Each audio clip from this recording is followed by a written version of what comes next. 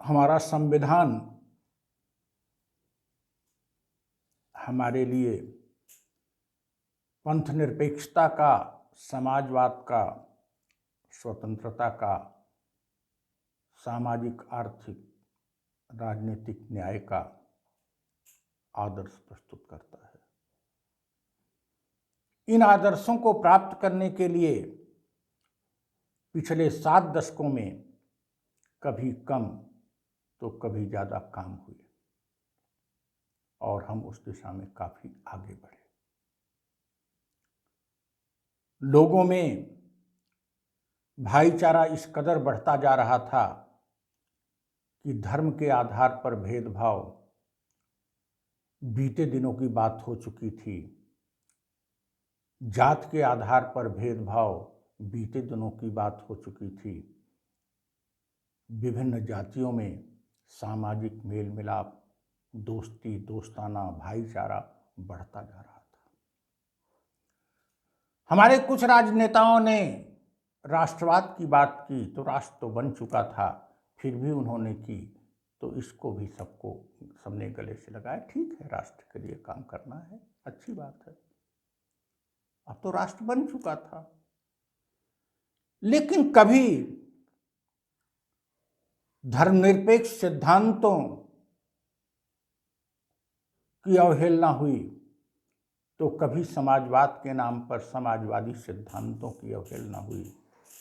कभी कभी तो स्वतंत्रता के स्थान पर तानाशाही के भी स्वर गूंजे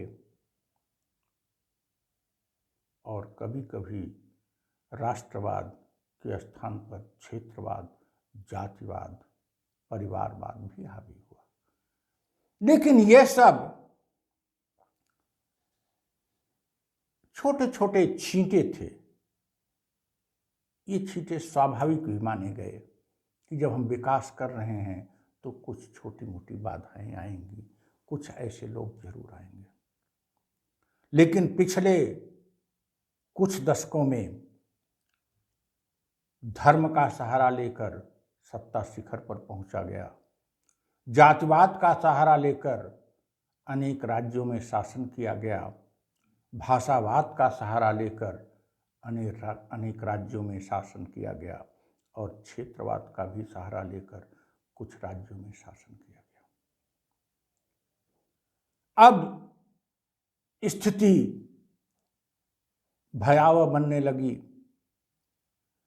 अब राष्ट्रवाद छद्म राष्ट्रवाद बन गया, समाजवाद छद्म समाजवाद बन गया।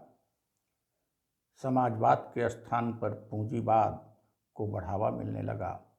राष्ट्रवाद के स्थान पर राष्ट्र के ही नागरिकों के बीच भेदभाव किया जाने लगा, नफरत फैलाई जाने लगी। स्थितियां 21वीं शताब्दी के दूसरे दशक में विकट होने लगी और वह आज भी जारी है। आज भारत सरकार की या विभिन्न राज्य सरकारों की आलोचना हम करें तो ये वीडियो 5 मिनट 10 मिनट का नहीं, 12 घंटे का हो जाएगा। आज राष्ट्रवाद नफरत का बीज फैला रहा है। राष्ट्रवाद कहां से हिंदू राष्ट्रवाद हो गया? अगर हिंदू राष्ट्रवाद हो गया तो हिंदू धर्म तो सनातन है, तो सनातन राष्ट्रवाद की बात करो। सनातन में सब शामिल है। समाजवाद अब धन कमाने का साधन बन गया और लोकतंत्र को ही माध्यम बनाकर कि हमको तो जनता ने वोट दिया है, तानाशाही का शासन चलाया जा रहा है। किसकी बात करूं? हम किसी की बात नहीं करेंगे। मानवीय भारत पार्टी निदान चाहती है, औषधि चाहती है। मानवीय भारत पार्टी देश को सही दिशा में ले जाने को कृत संकल्पित है। हम विचारधारा का विरोध करते हैं। आखिर देश की जनता ने ही उनको चुना है। देश की जनता ने ही उन लोगों को चुना है जो तानाशाह बन गए हैं, जो घृणा फैला रहे हैं। तो हम जनता की आलोचना करें कि उन नेताओं की आलोचना करें कि शासकों की आलोचना करें? आलोचना करने का समय नहीं है।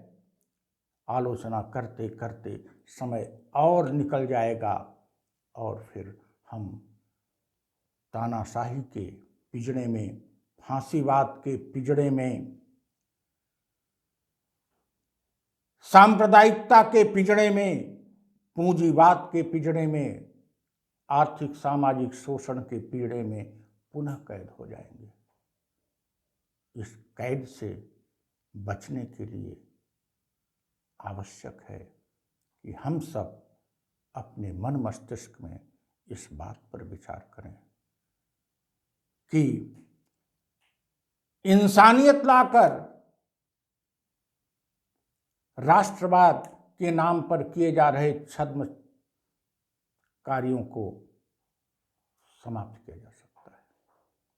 इंसानियत एक ऐसा औजार है जिसके माध्यम से हम संप्रदायवाद, जातिवाद, क्षेत्रवाद, भाषावाद सब का निर्मूल विनाश करेंगे। इनके अतिरिक्त नफरत के बीज जो अंकुरित हो रहे हैं, उन बीजों को इंसानियत के पैगाम के साथ प्यार और सम्मान तथा सद्भाव और भाईचारे का बीजारोपण करेंगे और इस धरती को नफरत के वातावरण से, हिंसा के वातावरण से, भ्रष्टाचार के वातावरण से मुक्त कराकर सफलता, संतुष्टि, आनंद, प्यार, सम्मान, सद्भाव के वातावरण को फैलाएंगे। यही हमारा और हमारी पार्टी का, मानवीय भारत पार्टी का पैगाम है। जय इंसानियत।